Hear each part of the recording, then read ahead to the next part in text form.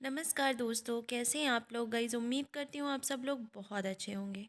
So tax payers के लिए अब कौन सी टैक्स रिजीम होगी बेहतर? जानिए कहाँ बचेगा ज़्यादा टैक्स। बहुत इंपॉर्टेंट वीडियो होने वाली है। और कितना टैक्स बचने वाला है अब जब से नए टैक्स स्लैब आ गए हैं, उसके हिसाब से मैं आपको डिटेल वीडियो बताने वाली हूँ। नई टैक्स रिजीम में सरकार ने आयकर स्लैब में बड़े बदलाव किए हैं। इसमें टैक्स पेयर्स के लिए इनकम पर छूट को एक बार फिर बढ़ा दिया गया है। वहीं पुराने रिजीम में इस बजट में कोई बदलाव नहीं किया गया है। वहीं अब सवाल आता है कि कौन सी टैक्स रिजीम टैक्स पेयर्स को अपनानी चाहिए। 24 लाख रुपए तक की आय पर बचेंगे 1,10,000 रुपये। देश में 1997 के बाद आयकर स्लैब में बड़ा बदलाव हुआ है। वित्त मंत्री निर्मला सीतारामन ने बजट में मध्यम वर्ग परिवारों को बड़ी खुशी दी है। आयकर में इतनी छूट पहली बार दी गई है। मध्यम वर्ग के लिए 12 लाख रुपए तक की कमाई की इनकम को आयकर के दायरे से बाहर रखा गया है। वहीं 24 लाख रुपए तक की आय वालों को 1,10,000 रुपये की बचत होगी। अब इससे ऊपर वालों के लिए नई या पुरानी कौन सी टैक्स रिजीम बेहतर है, उसके लिए हम आइए जानते हैं। नई रिजीम में ही दी है आयकर में नई छूट। सरकार ने आयकर में सारी छूट केवल नई रिजीम में ही दी है। पुरानी टैक्स रिजीम को वैसा ही रखा गया है। नई और पुरानी टैक्स रिजीम में अब काफ़ी अंतर हो गए हैं, लेकिन पुरानी टैक्स रिजीम को ख़त्म नहीं किया गया है। सरकार ने पुरानी टैक्स रिजीम को कंटिन्यू रखा है और लोगों पर छोड़ दिया है कि वे कौन सी टैक्स रिजीम अपनाएं। पुरानी रिजीम में निवेश छूट का फ़ायदा, जहां एक और नई टैक्स रिजीम में सीधे टैक्स पर छूट दी गई है, वहीं पुरानी रिजीम में निवेश आदि पर एडिशनल छूट बरकरार है। अब सवाल आता है कि नई रिजीम का प्रयोग करें या पुरानी में ही चलते रहें। आइए कुछ आसान उदाहरणों के साथ समझते हैं। अगर इनकम 30 लाख है तो कितना देना होगा कर?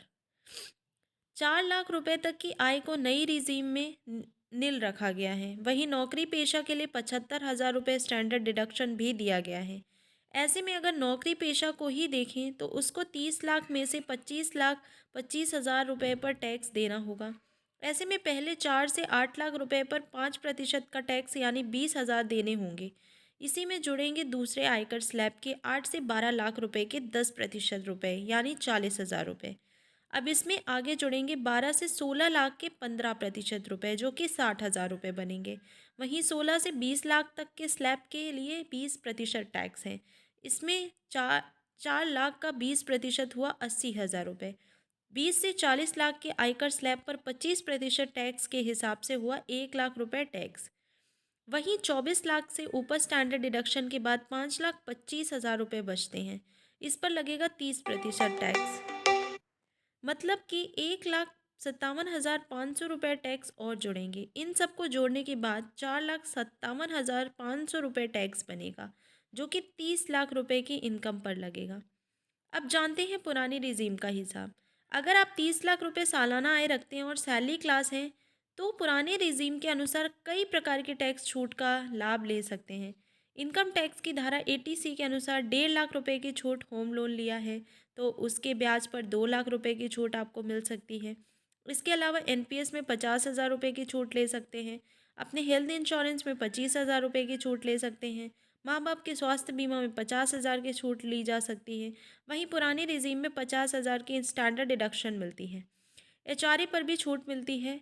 ये बेसिक सैलरी पर निर्भर करती है।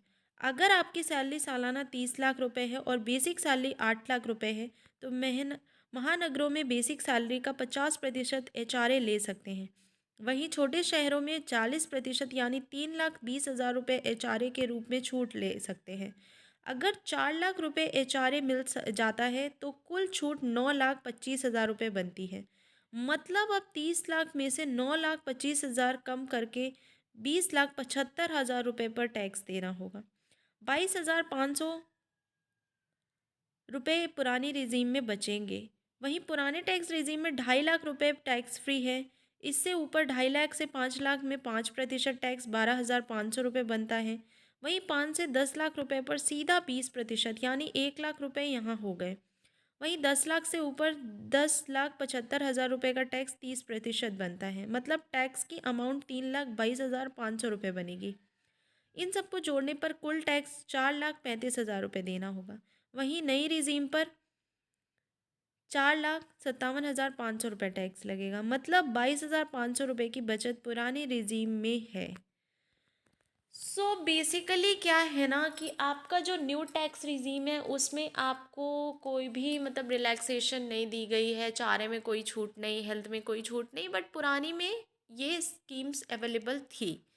सो अब ये टोटली डिपेंड करता है इंडिविजुअल पे भी कि इन इंडिविजुअल पर कि आप कौन सी रिजीम को कंटिन्यू रखना चाहते हैं, ओल्ड टैक्स रिजीम को या न्यू टैक्स रिजीम को, ये एंटायरली आप लोगों पर डिपेंड करता है।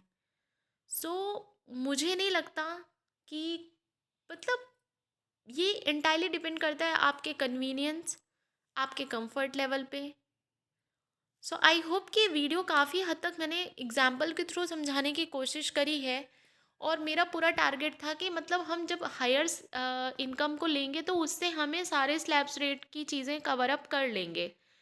तो यही मेरा मोटिव था। तो आई होप आपको वीडियो काफ़ी क्लियर होगी, और मैंने ये सारी चीज़ें बहुत बहुत बहुत डिटेल में कैलकुलेट करके आपको समझाने की कोशिश की थी। सो मुझे उम्मीद है कि चीज़ें क्लियर हुई होंगी, काफ़ी ईज़िली मैंने समझाया है। सो आज के लिए इतना ही, मिलते हैं अगली वीडियो में। जय हिंद, जय भारत।